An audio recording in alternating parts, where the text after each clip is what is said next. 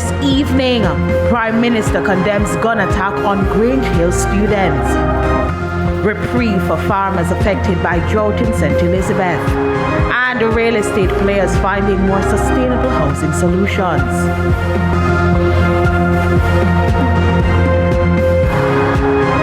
Good evening and welcome to Primetime News. A special welcome once again to our viewers on TVJ International in the Cayman Islands and those of you watching online at onespotmedia.com. I'm Herman Green.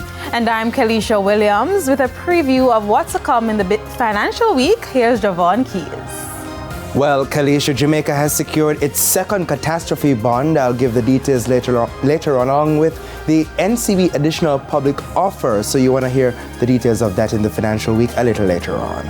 All right, and Spencer Darlington is also here with a preview of what's to come in sports. Spencer. Thank you, Herman. Well, a fast bowling legend has blasted Cricket West Indies for not sustaining the game in the region. We'll tell you more in Primetime Sports later. And Romain is also here with what's to come in the weather reports. Romain? Thanks, Kalisha. Now, we are expecting a wetter pattern to emerge across most of the island this weekend, moving into next week. So we're expecting scattered thunderstorm activity across most of the area as we move into next week, Thursday. All right, thanks, Romain. Now, Oral Tracy will have sports commentary. Adrian will have E-Prime in this newscast. But before the break, here's our feedback question.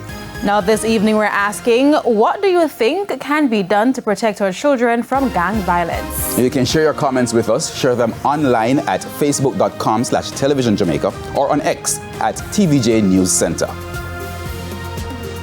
Please stay with us. Primetime News returns right after this break.